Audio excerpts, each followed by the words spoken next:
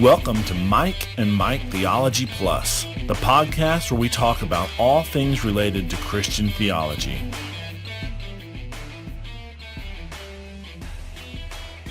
Well, welcome to Mike and Mike Theology Plus, where theology matters, is what the other Mike would say. This is going to be a little bit of a different podcast for two in a row. Let me talk you through that real quick.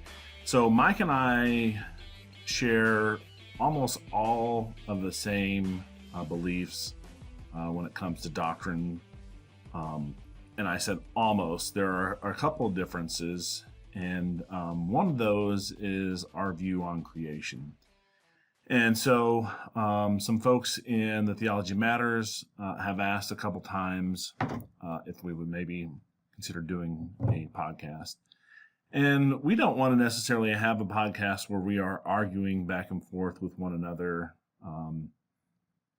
So what we decided was each of us would do a single podcast where we kind of argue for our position. I'm not going to be attacking his position necessarily, and he's not going to be attacking my position.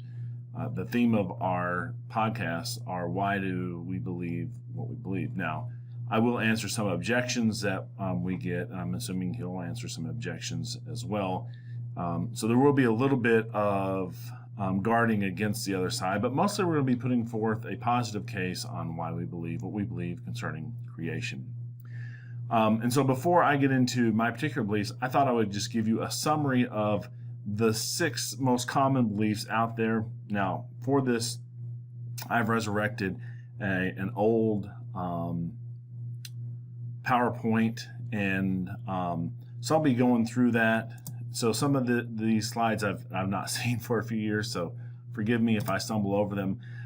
But I think the standard view among Christians, or at least has been for the early 1900s through the late 1900s, was what we would call young earth creationism.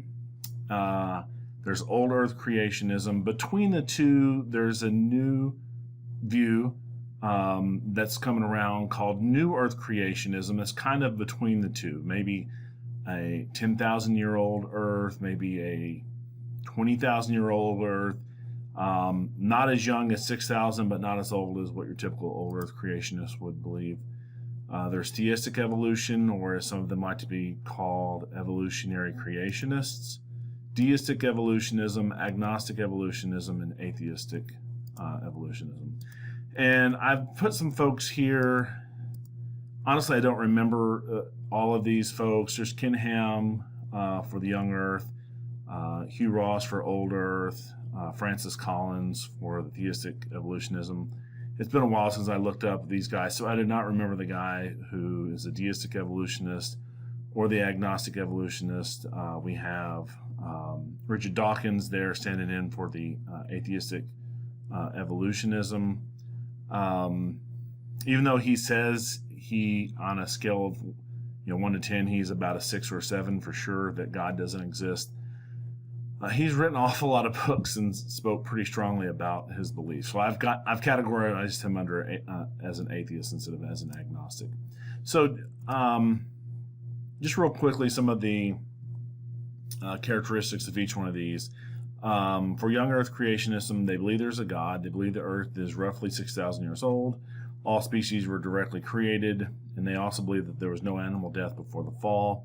They believe in a literal Adam and Eve. For old earth creationism, yes, there's a God. The universe is somewhere between somewhere around 13.8, 14 billion years old. All kinds were directly created. So God may have created the horse kind, and from the horse kind we get horses and donkeys and burros and zebras, etc., etc.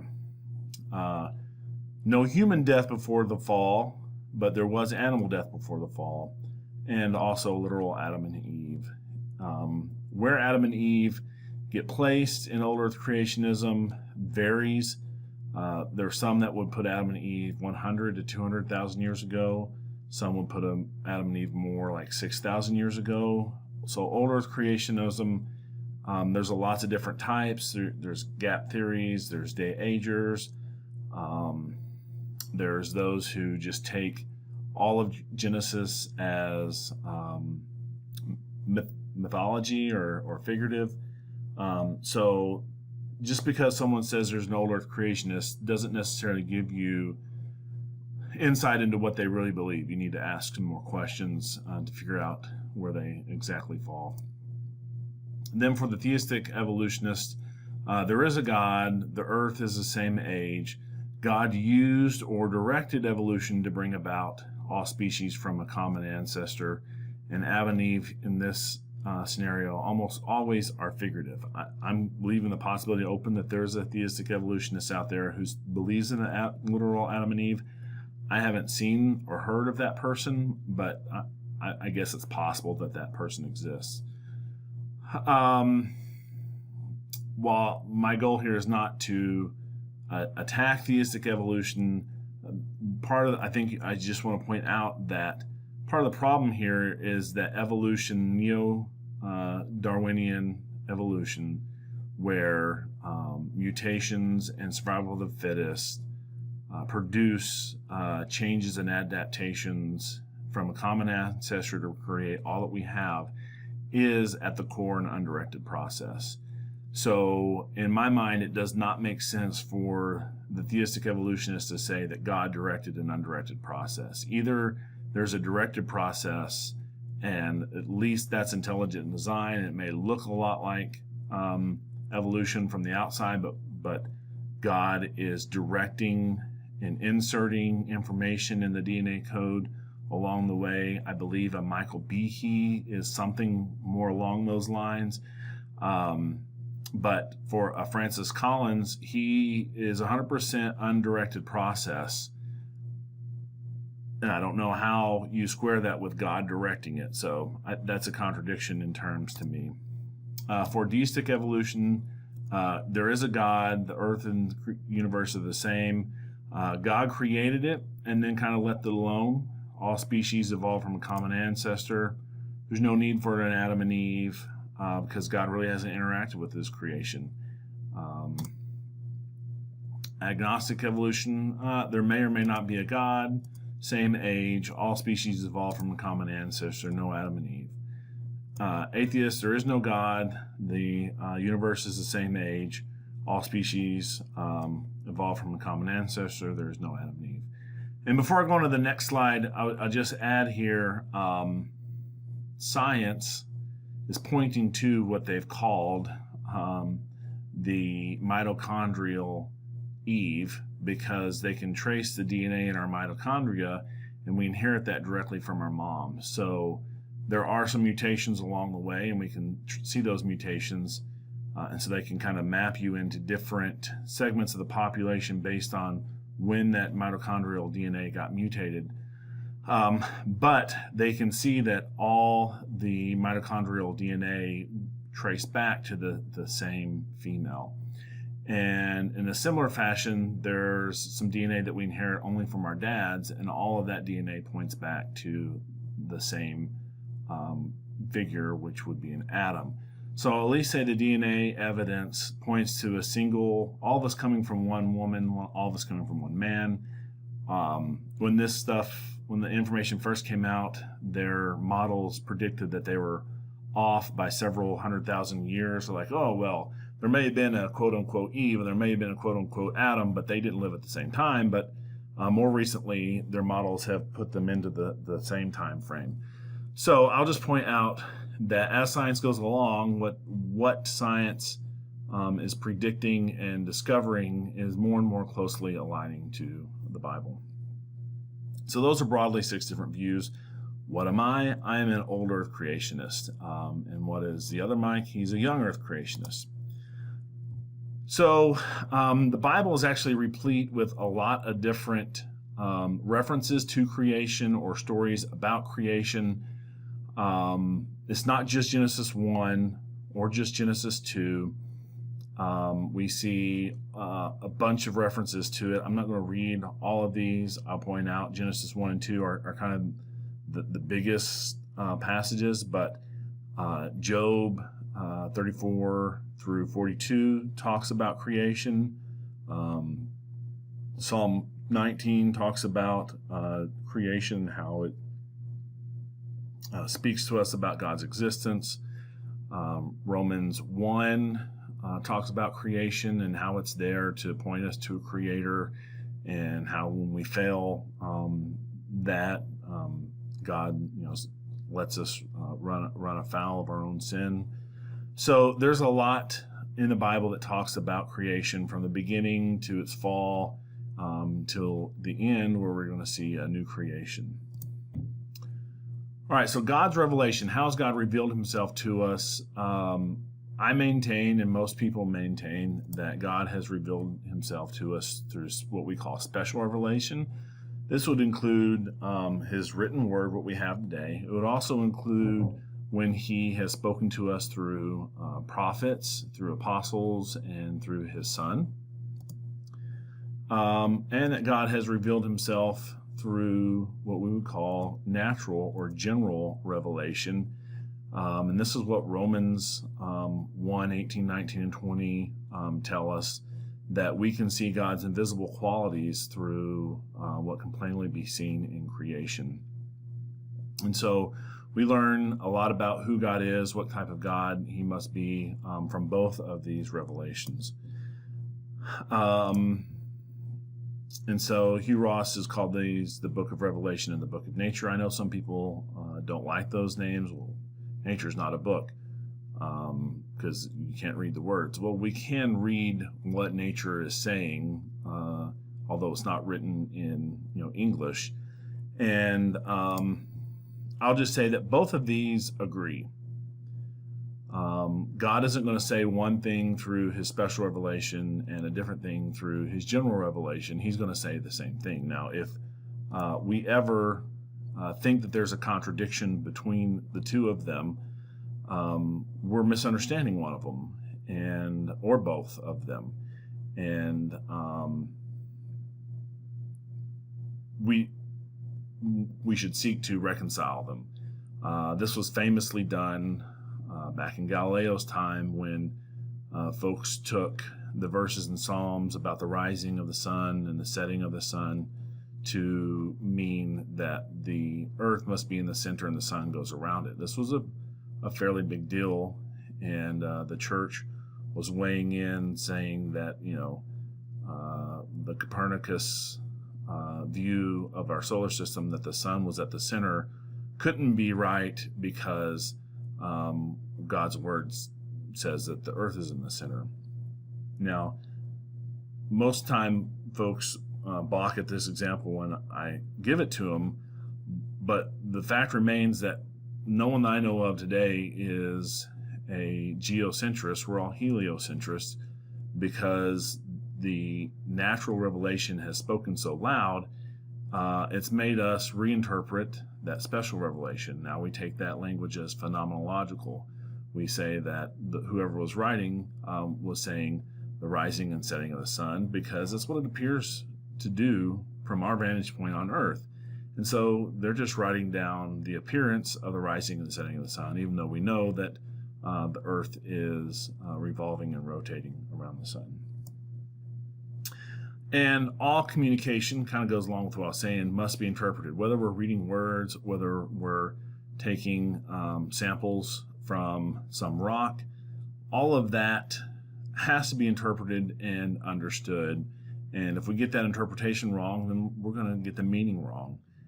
That's just a part of communication. All right, so in God's special revelation in Genesis, there have been people who read that and thought that something other than 144 consecutive hours was going on. St. Augustine thought that, or at least it appears he thought that. There's some folks who are debating that today. But other Christians, St.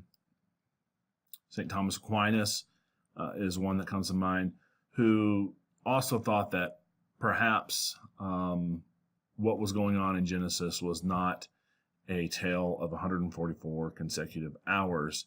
And they arrived here based on the text alone, not because they're trying to make room for evolution, as is commonly claimed today. So let's talk about why they might have come to those conclusions. Well, first, if we read through the Genesis account, and we're not going to read through all of it right now, I will address it in a minute once I kind of get through all this. What is a morning? Well, a morning just is the rising of the sun. If we say there was morning, we mean that the light was going from dark, or the light outside was going from dark to light.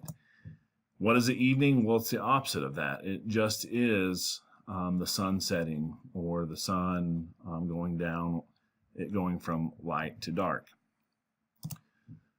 So, of course, the question now comes, when was the sun created? On the normal view, the sun's created on the fourth day. And so morning and evening cannot be taken literally for the first 3.5 days. There's no way you can say that the morning and the evening that Moses is referencing on day 1 is the sun setting, if you hold that the sun was created on the fourth day. Now, you could say that it was going from light to dark or from dark to light. That's fine.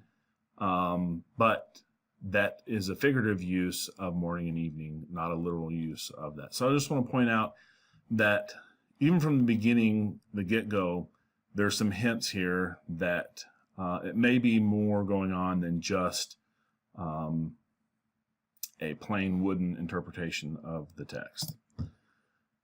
Additionally, I want to point out what happens on day 6. Well, Genesis 1:28 says that God blessed them, and God said to them, "Be fruitful and multiply and fill the earth and subdue it and rule over the fish and of the sea and over the birds of the sky and over every living thing that moves on the earth."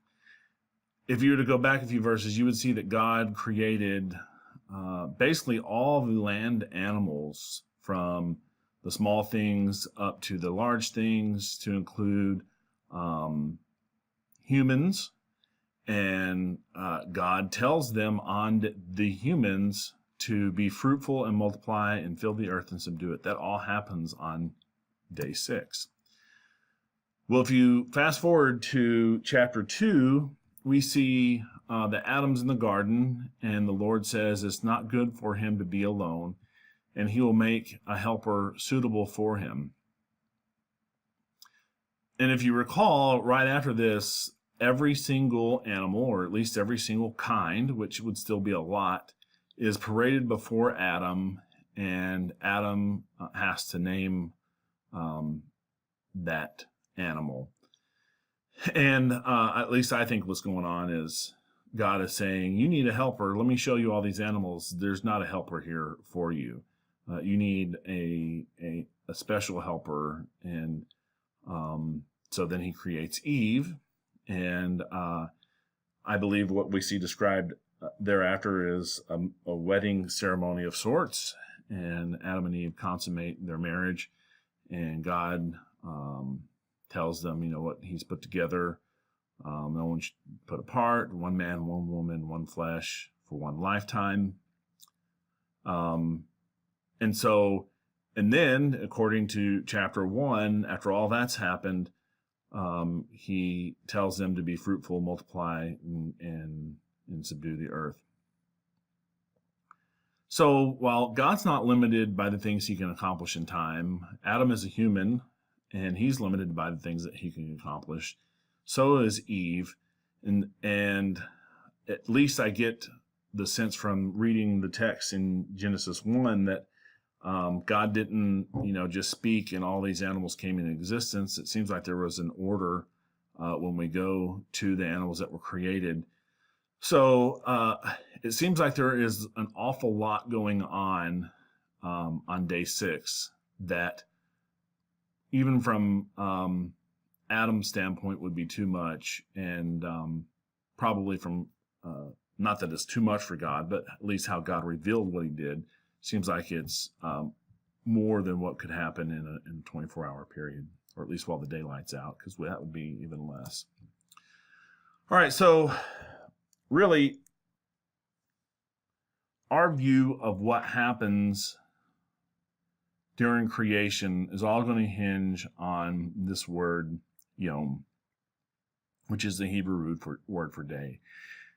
And in our last episode on Hermeneutics 101, I even referenced this, and I said, if Moses, when he wrote Yom, intended a calendar or 24-hour day, then my view of the scripture is wrong. And I'm willing to stand by that and willing to change my view.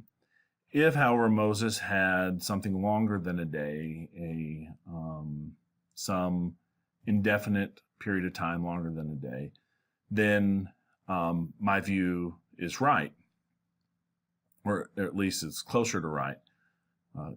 I don't think that Moses would have had to have known or had to have thought some, very long period of time, like we think that the universe exists now, as in billions of years. Because, as we'll talk about later, I think he was writing phenomenologically as well. And so he was describing what God was revealing to him, and so he puts it into 6 different packets.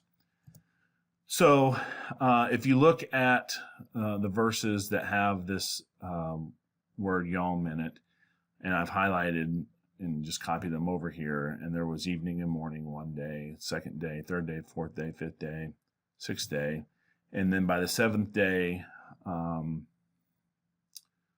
God had completed his work and he rests on his 7th day.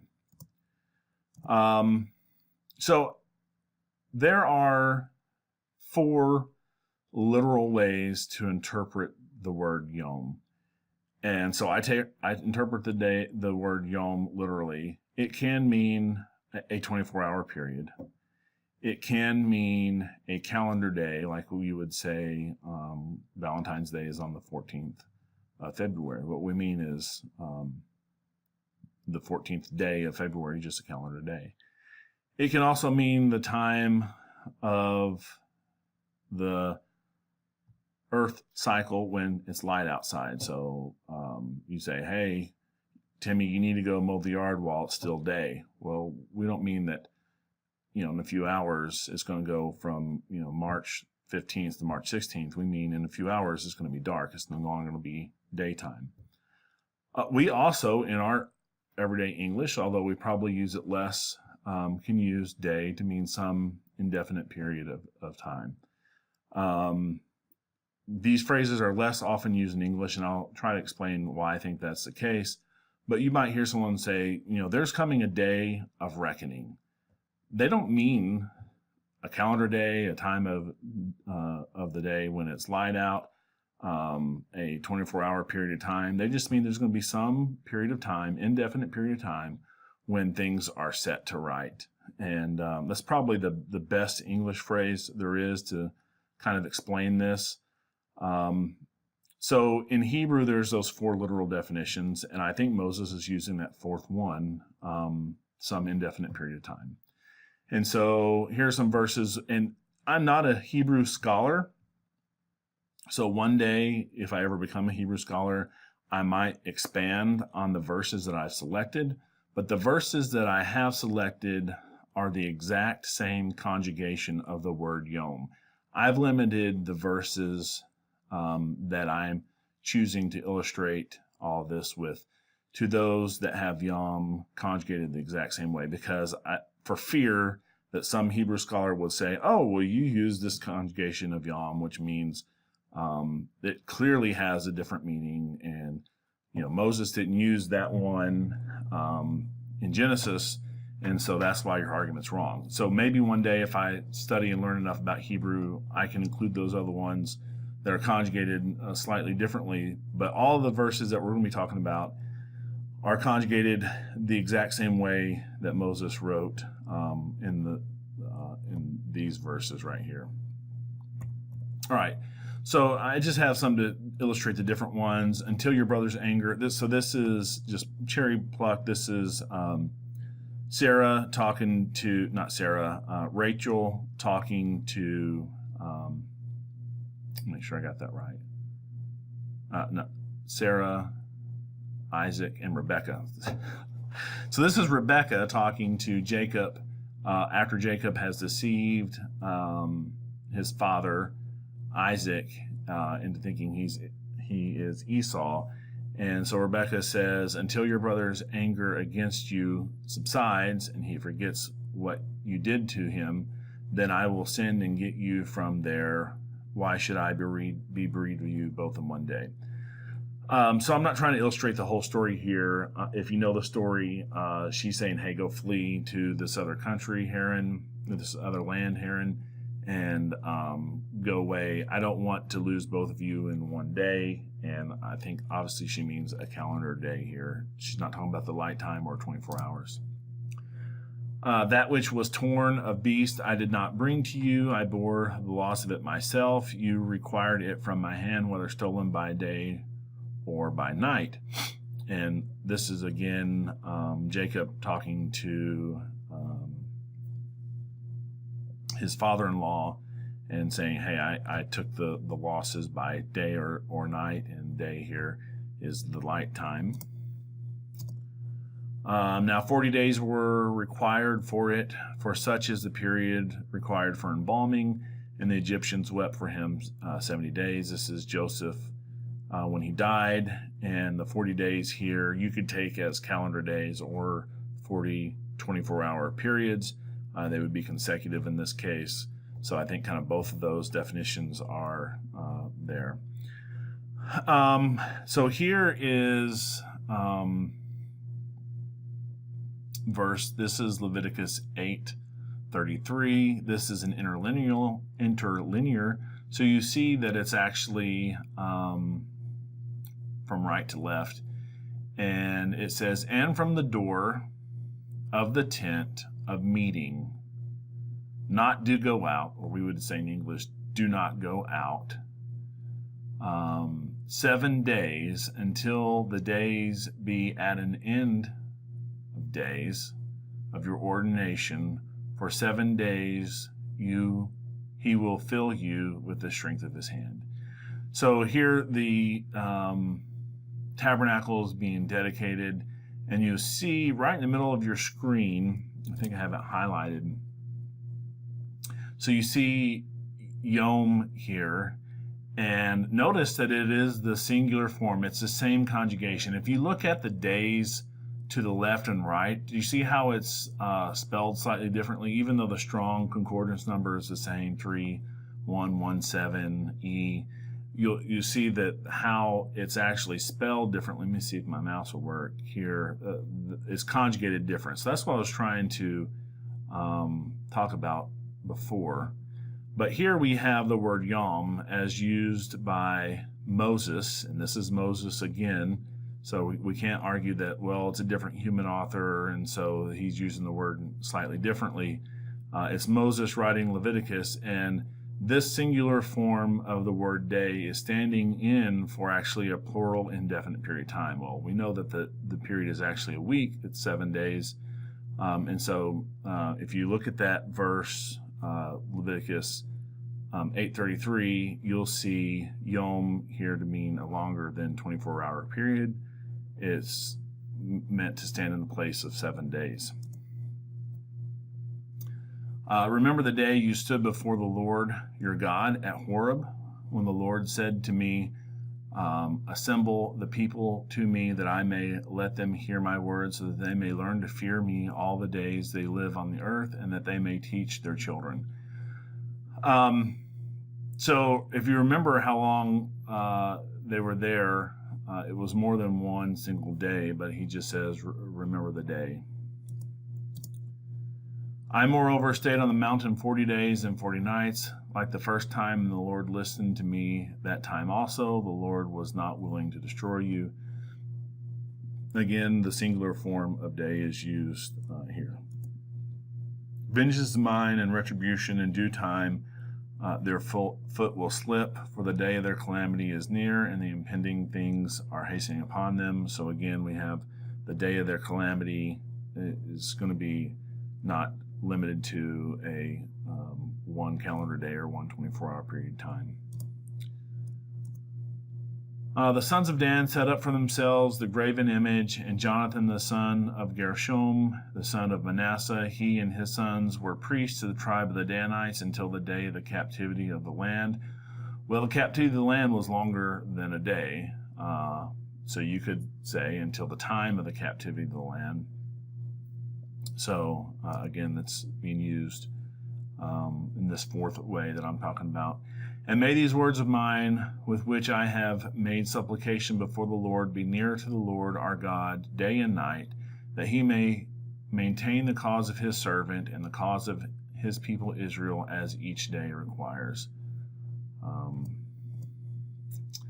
And then in the Minor Prophets, you have several instances where we talk about the day of the Lord, and that phrase is used a lot, similar to the day of reckoning. And obviously that doesn't make sense to try to say, I guess you could say, well, the day of the Lord is just that one 24-hour period where he comes back, or that one calendar day when he comes back.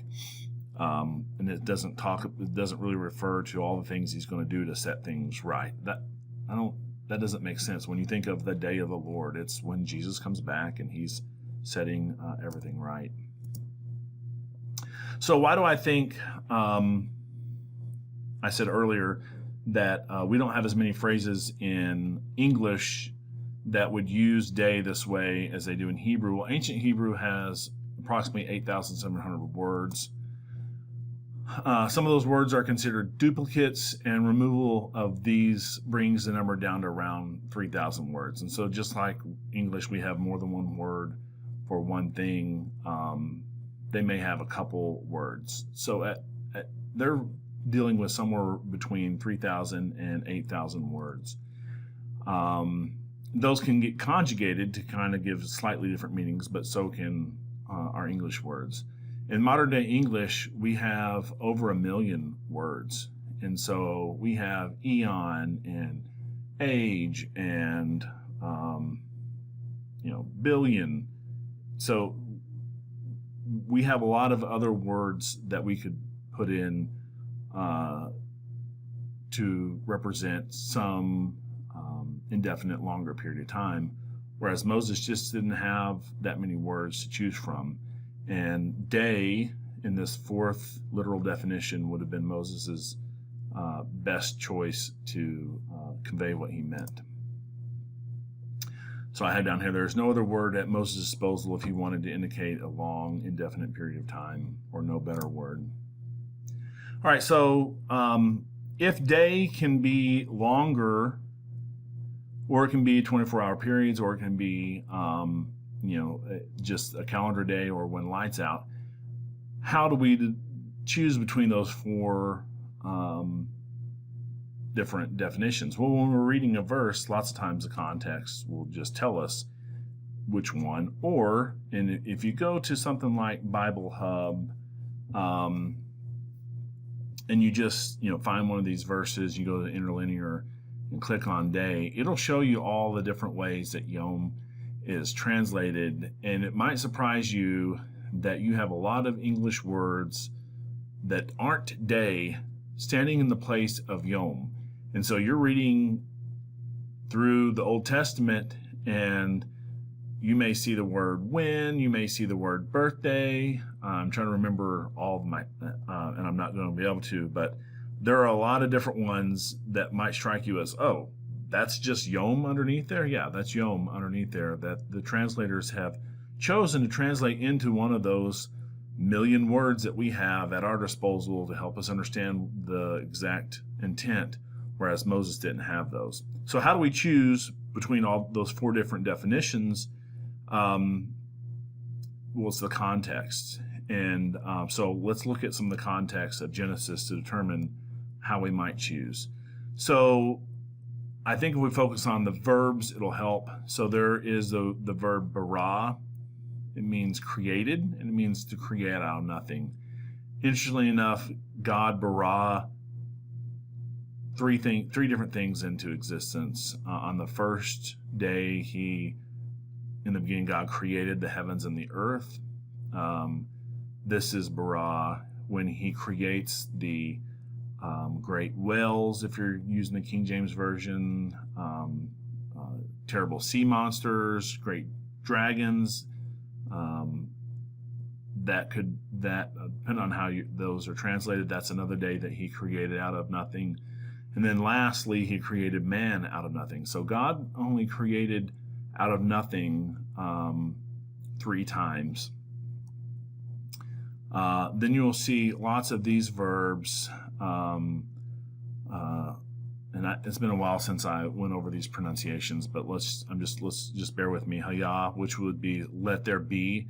So you see this lots of time. Let there be, let there be, let there be. Asa means he made or fashioned out of something. So you might say a blacksmith made some tool. Well, it doesn't mean he created that tool from nothing. It means he took some material and fashioned it.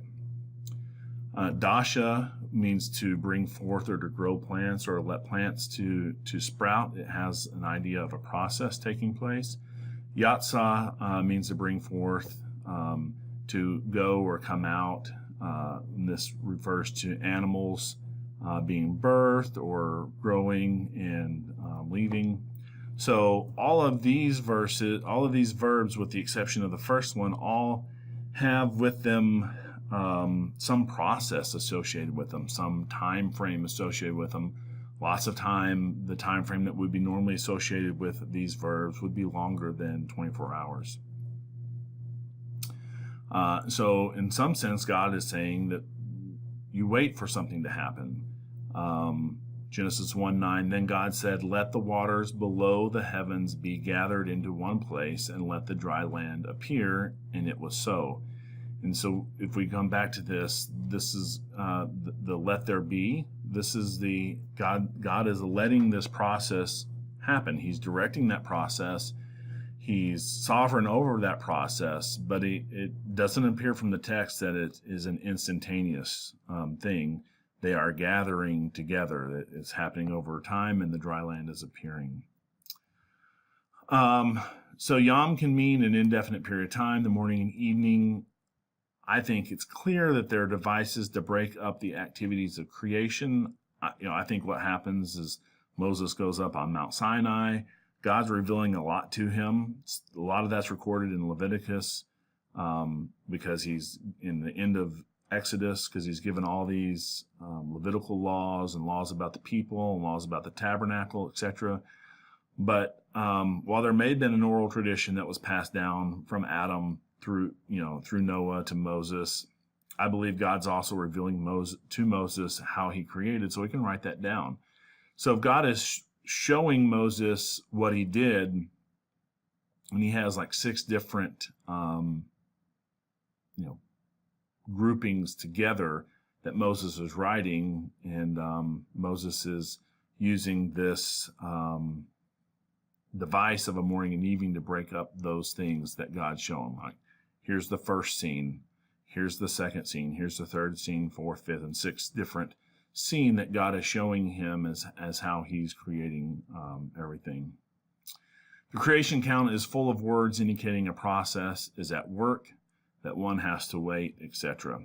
So I think all of these from the text not only hint at, or not only allow, but also hint at or strongly advise us that maybe what's going on is longer than that 24-hour period definition of Yom.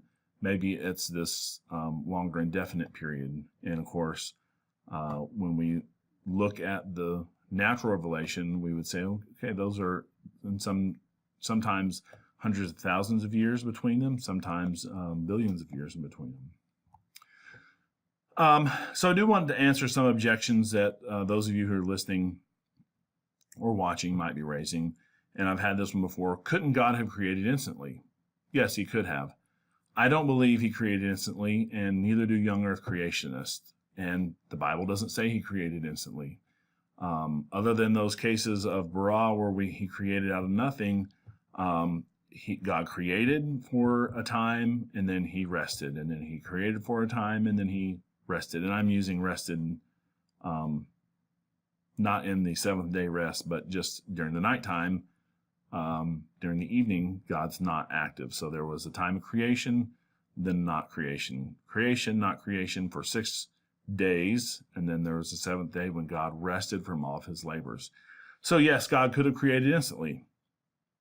No one thinks he did that. So I'm not sure where the objection is supposed to go.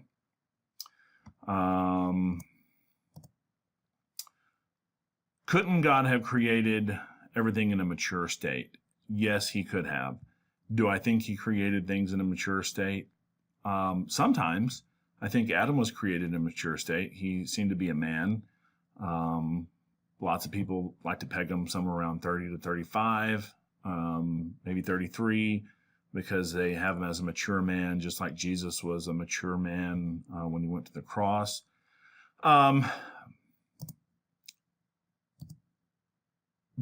there's a difference between maturity and age. So what we wouldn't expect to see in Adam is any hardening of his arteries or any scars or any calluses.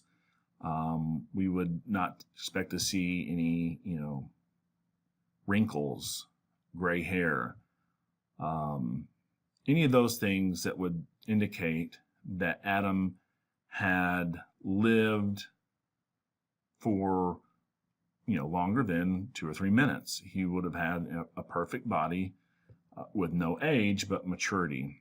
And so I think when we look at our universe, at our creation, we see things that not only speak of God's great creation, but we see things that speak of age as well. And you can see that it's a picture of my hand with calluses on there. And the only way you get calluses is that you do work. You're lifting weights, which is how I got those calluses, or you're, digging with a shovel or something, and your, skin gets irritated, and then your body, because it's wonderfully created, builds up a callus there so it can protect against future use. So let me explain some of the things that I think point to maturity and age in our universe.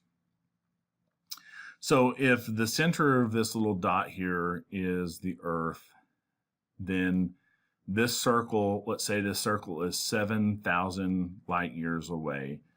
I just rounded up to 7, but however old the Earth is on a young Earth view, 6,000 to 7,000 years old,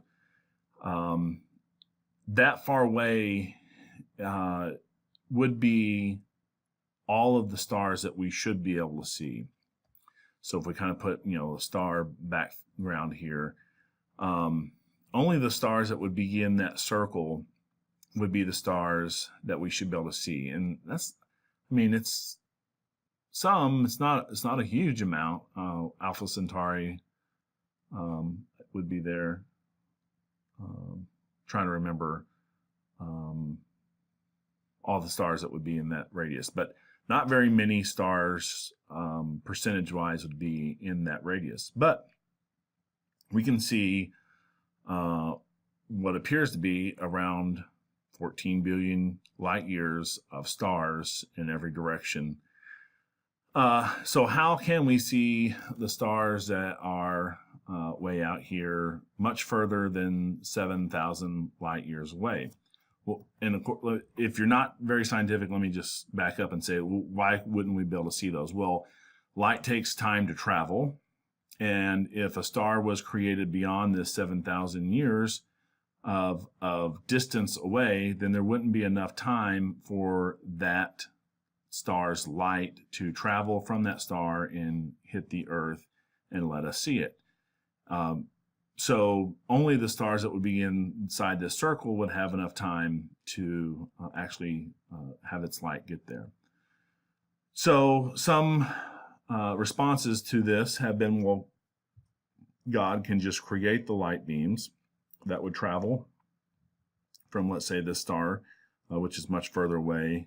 He can just create the light, even though maybe from creation only this much light would have gotten to us. He's created the rest of that light so that we can just see and observe the universe. But what about a supernova? So let's say that we are seeing light from a star way over here, and then all of a sudden we see that light go supernova. Well, supernova is the death or the destruction of a star. And what if, so God creates some light to be here so that we can see, and then he has to also create this supernova, because there's no way we would actually see this supernova out here because we just don't have enough time. So what God has, on this view, would actually have done was given us a stream of light, and then the record of the death or explosion of this star, which star never really existed, because in order for that supernova to have occurred, it would have had to have happened billions of years ago, and that light, at least on the old Earth creation view, would have taken that long to get here after it went supernova. So supernova of stars that are farther than 7,000 light years away, which all the stars that go supernova, we want them to be more than 7,000 light years away. All of those would be faults, deceptions on God's part, because the stars would have never have existed, because we can't go back far enough in time for them to exist. And the light that we're seeing is just light from something that never existed, because the supernova is actually a star that never existed. So I think that's one problem that I think exists for a young Earth creationist. And when we're looking at the book of Revelation, I think this is evidence of age, not just maturity, but evidence that there are scars, etc., in our universe. A supernova would be a type of scar that would say, all right, this isn't just maturity, this is age. There was actually something that was destroyed, that went out. This is like the callus on the hand, but at a celestial level. All right, some more objections to my view. Isn't a universe that took 13.8 billion years to make ready for humans and takes up 11 trillion cubic light years wasteful and efficient? Well, efficiency and waste are only important for beings who are limited by time or resources. God's not limited by either one of those. Additionally, I recommend to you Hugh Ross's book, Improbable Planet. It's just mind-boggling to me. Like, I remember listening to it, because that's how I do all of my reading these days, or nearly all of it, on Audible. Just driving in my car, bawling, overwhelmed by all that God had to do to make everything perfect for us. And I'm not just talking about the simple things that we talk about, like Jupiter being there or a moon being there. Yeah, those even of themselves are not simple. I'm talking about the large clusters of galaxies, where our star is in our galaxy, how our star is unique. Like, there's not even our types of stars normally in this part of our galaxy.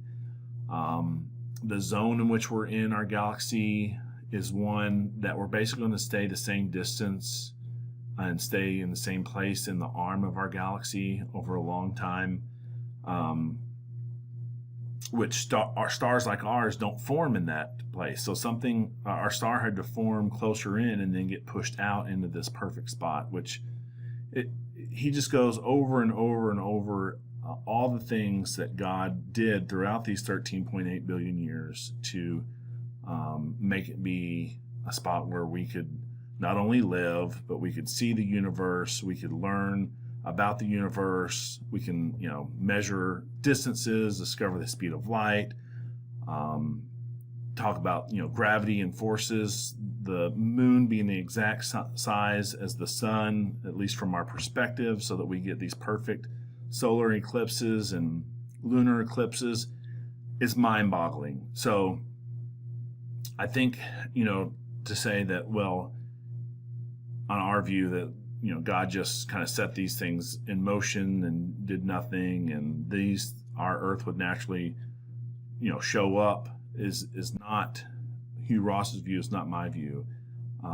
So I don't, hopefully I've answered this objection. All right, so what are some positive examples, evidence from science that would also lead us to believe that the earth and the universe is older than 7,000 years?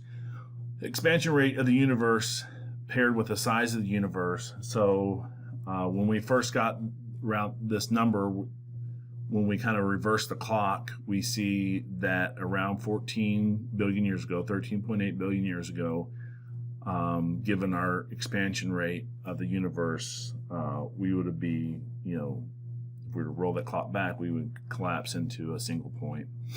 There's radioactive elements. We can measure the age of those radioactive elements based on the daughters that they leave behind and the relation of the daughters amongst themselves. There's evidence of long eras. We have pulsars in our universe. There are supernovae that we witness far away from us. We have a long evidence of magnetic poles switching longer than 6,000 years in our Earth's rocks, etc. So there's more evidence here. This is just kind of I think the big ones. So you may be asking, all right, well, Michael, what's your understanding? How do you take Genesis 1? So I take Genesis 1:1 to be the Big Bang, what scientists call the Big Bang. And let me just say here for a minute, scientists do not like the term Big Bang.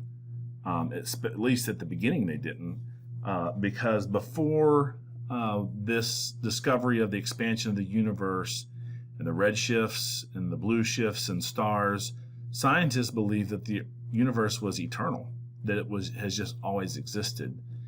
And all of the expansion of the universe now said, wait a minute, if the universe is expanding and we roll our clocks back, that means that eventually the universe goes back to a single point that we can't really, we don't even have equations to define that single point. And so there must have been a beginning to the universe. Scientists like Hoyle did not like this. And Christians, for whatever reason, we tend to shy away from the term Big Bang because I think we associate it with evolution, millions of years. We've been taught that millions and billions of years is wrong. But the Big Bang represents a beginning, which is what Genesis says there was. In the beginning, God created the heaven and the earth. And the context here, the heavens and the earth, is a phrase that's used in the Hebrews to talk really about all of creation. It's the heavens, the stars, it's the earth, what we live on. So I believe that after this, there's some 7 billion years and a change in context. Maybe longer than 7 billion years. Longer than 7 billion years.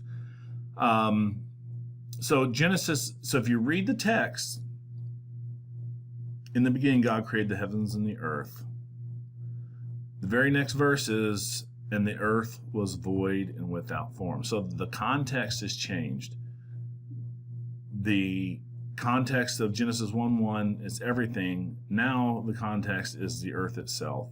And so Genesis 1, 2, and 3 talks about the earth forming in our solar system. It was void and without form, darkness upon the face of the deep, spirit on the face of the waters. God said, let there be light. And here's a let there be verb. And so this talks about a process that's occurring. This is fusion in the sun giving light. Now, you may be scratching your head and go, Michael, you said earlier that the sun's not created until day 4. Remember, I think that what Moses is describing here is phenomenological in nature. And so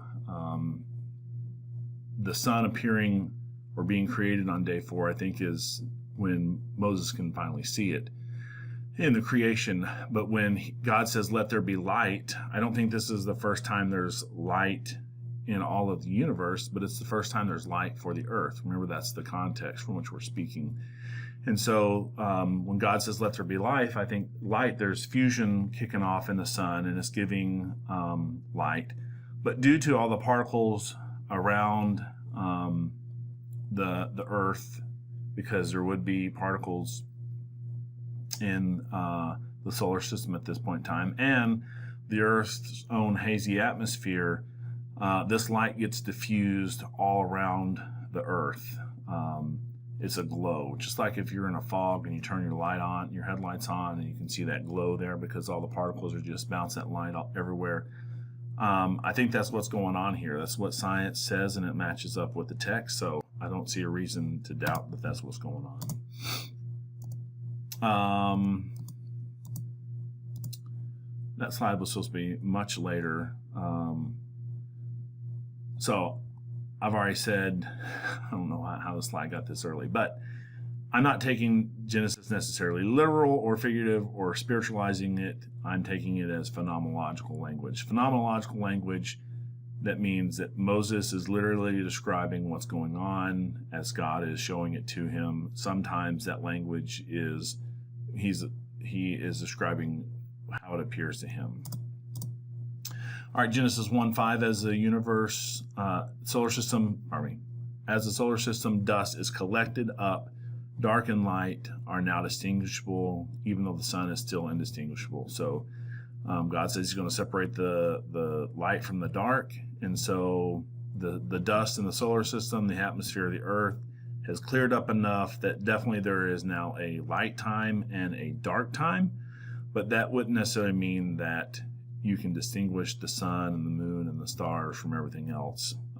You can just see, oh, it's light now, it's dark now. Genesis 1:6-8, Earth's water cycle is established. That's on day 2. Genesis 1:9-13, Earth becomes a terrestrial planet able to support plant life. It grows from the sun's light, even though the sun is not distinguishable. Plants don't need the times, the cyclical nature of seasons necessarily. There are some plants that allow on it, but plants don't need seasons like animals do. So it's fine that the sun's light is not yet distinguishable. Genesis 1:14-19, the solar system dust in our atmosphere clears enough so that the sun, the moon, and the stars are visible, and God gives us the purpose for this. He says that they're going to be for times and for seasons. Well, what needs times and seasons? Animals do, some plants do, humans do. And so it's perfectly fine for God to have allowed these plants to grow during, day 3.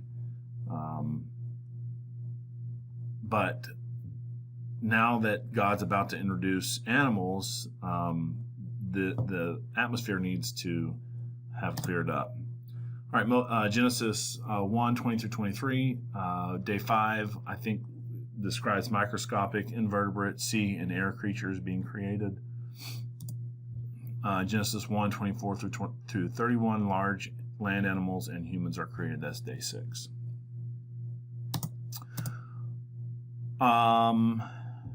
Genesis 2:1-3, God rests. Hebrews 4 indicates that God is still resting, and that we can enter into his rest. So I think this indicates that God's day of rest is longer than 24 hours. And if the 7th day is longer than 24 hours, it seems like the other days can also be longer than 24 hours. All right, what about animal death? So this is a common objection. Romans 5:12 says, therefore, just as through one man sin entered into the world, and death through sin, and so death spread to all men because all sinned. Now you may have thought that something glitched there. This verse is commonly used to say that there was no death before the fall.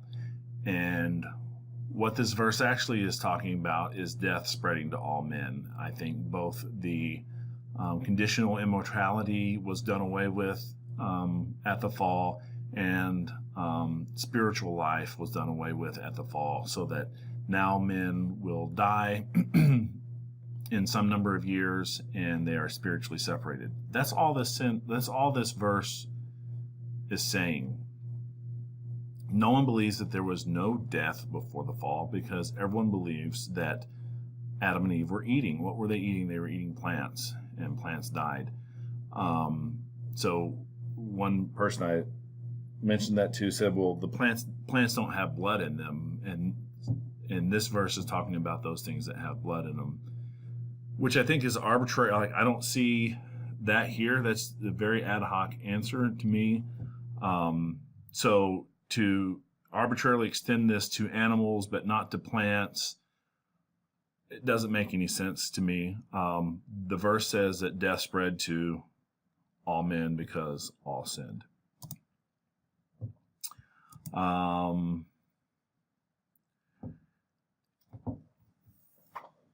I encourage you to find the video of Ken Ham or someone else from Creation Institute talking about the woodpecker. They will talk about the woodpecker probably for 15 to 20 minutes. And I find it fascinating. I'm not, this is not sarcasm. How the woodpecker was created, his beak, there's a cushion between his beak and his brain, how his eyes shut and then reopen with every time that his beak strikes a tree, which is really fast if you've heard it.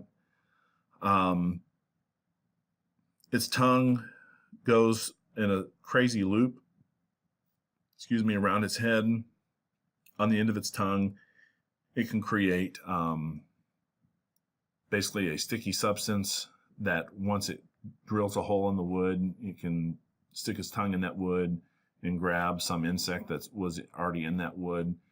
That sticky substance is stronger than super glue, but it can then immediately release that sticky substance with another chemical so that it can actually swallow that insect or larvae without swallowing its tongue. Now they're using the woodpecker as an example against evolution, which I completely agree with. I believe the woodpecker was designed. I believe the woodpecker was designed around death of those insects. The woodpecker and several other animals in our creation are all designed to do one thing really well, and that is to kill other animals. There are lots of animals and plants that are also designed to scavenge and decompose dead animals.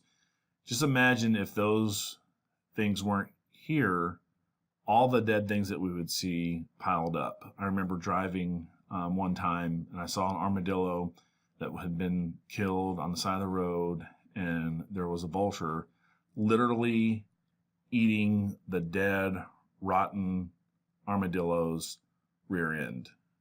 And I thought, how disgusting, but how beautiful and how marvelous and how well engineered our planet is to deal with death. I don't see evidence that everything was recreated around death after the fall. Yes, Adam's work is cursed. The ground is cursed. What does that mean? There's some various ideas on there. I think we could discuss that. But I don't think it means that now woodpeckers, which were designed to eat plants, are now redesigned to eat insects, or spiders are now redesigned to eat insects, or lions are now redesigned to eat animals where they were grazers before that. All right, so another common objection, what about the Sabbath? Remember the Sabbath day to keep it holy. 6 days you shall labor and do all your work, but the seventh day is a Sabbath of the Lord your God. In it you shall in it you shall not do any work, you or your son or your daughter, your male or female servant, or your cattle, or your sojourner, which is a foreigner or traveler who stays with you. For in 6 days the Lord made the heavens and the earth, the sea, and all that is in them, and rested on the seventh day. Therefore the Lord blessed the Sabbath day and made it holy. Yes. The Lord made everything in 6 days, and he rested on the seventh day. I'm a day ager, as I don't think I've said that. I said that term at the very beginning, but I didn't let you know that's what I was. But what I've described is the day age, possibly with a gap in between 1 and 2 of Genesis 1. But these verses present no problem for my view.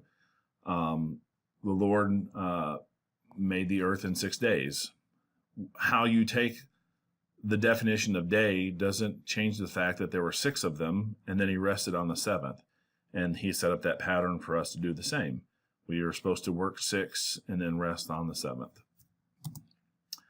All right, another objection. I know it seems like I'm answering a lot of objections, but I've heard a lot. The Rate Project. Read a couple books that kind of dealt with this.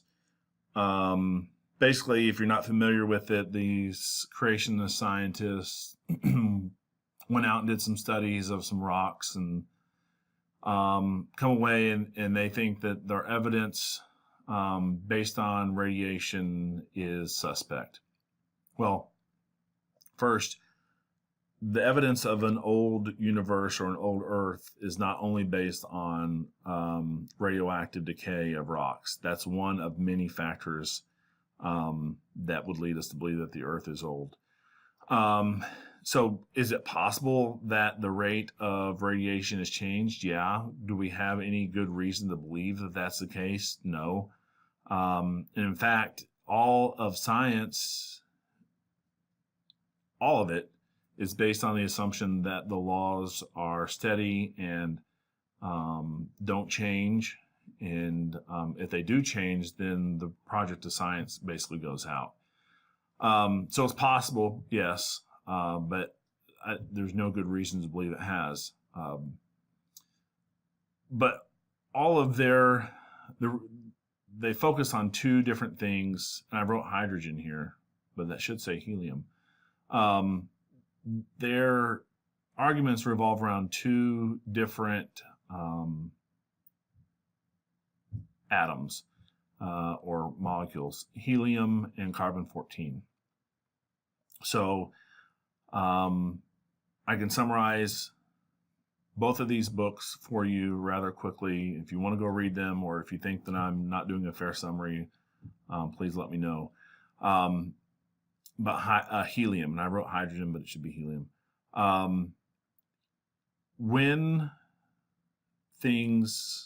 elements decay away, nuclear decay, they decay down into what we call daughters. So you may have a very heavy atom like uranium 239 or 235 or 236, and it will over time spontaneously fission.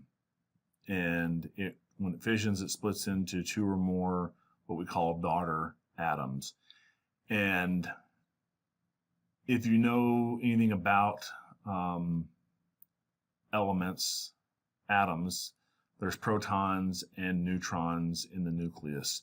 Well, the bigger your atom is, the larger the ratio of neutrons to protons.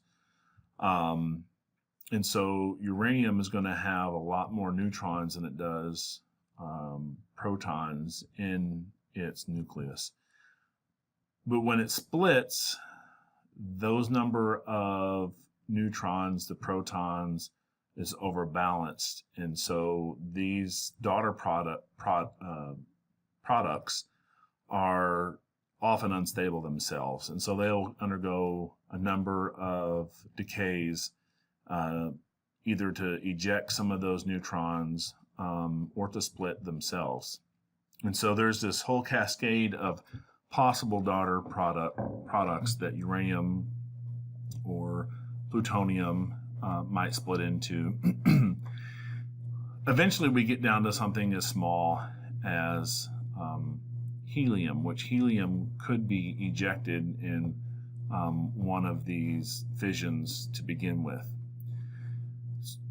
But by the time we get to 3.8 billion years, of this process going on, we wouldn't expect helium to be found as a remaining daughter product in much concentration, although it still is being produced. And so these rate project guys point to the presence of helium as evidence that the Earth is young. Hopefully that didn't take too long. I have the feeling that it did. Hopefully you understood it. The point is that helium is there, and all of our theories say it shouldn't be there.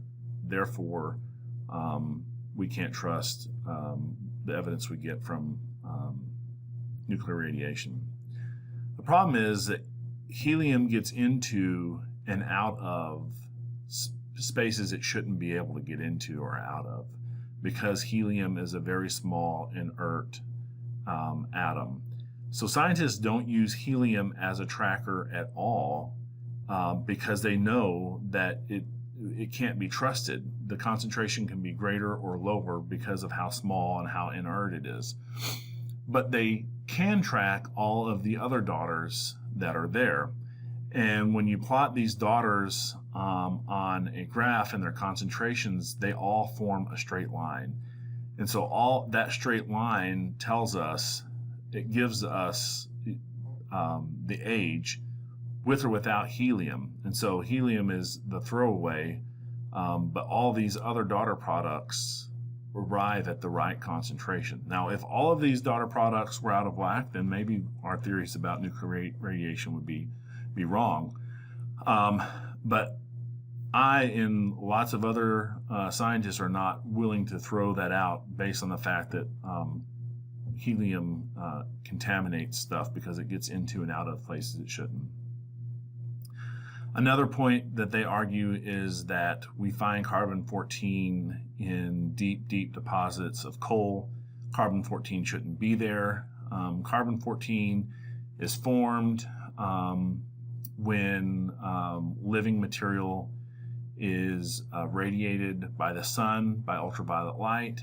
And so it's radioactive, and so after 5,000 years or so, that's a half-life of it, I believe.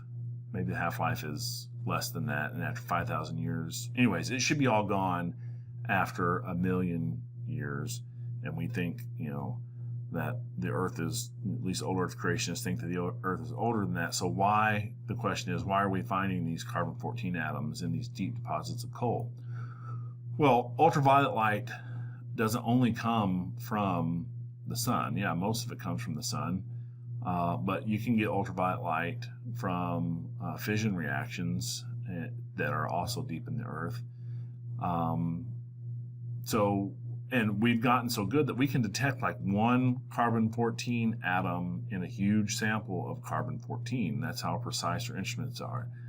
So one carbon-14 atom, I don't feel like needs an explanation, because all it takes is some ultraviolet light to get down there, be given off by some other reaction, or half-lives are just that. It's the time it takes for half of the sample to decay away.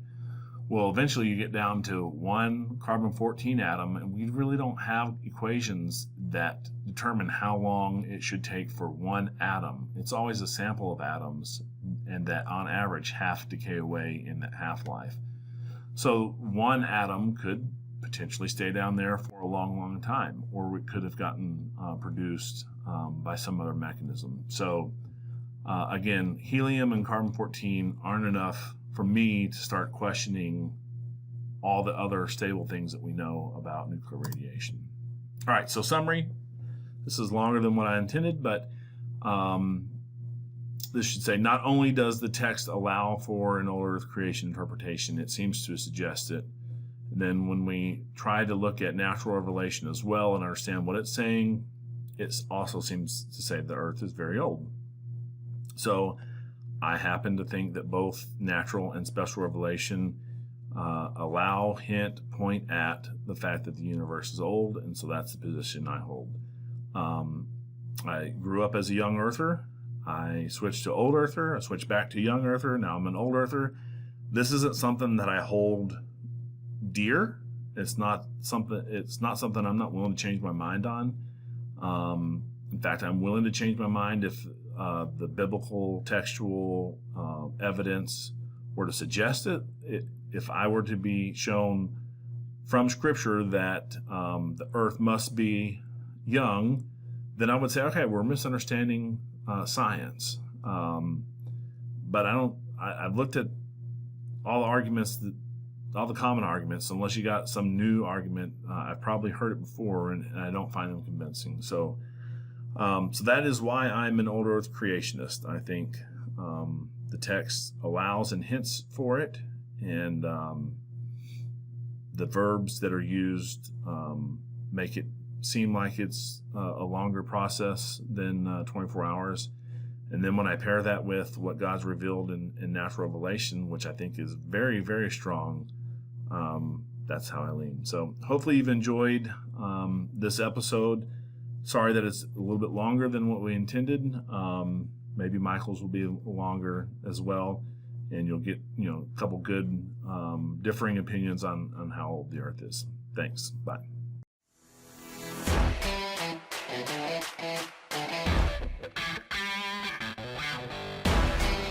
You've been listening to Mike and Mike Theology Plus, the podcast where we talk about all things related to Christian theology.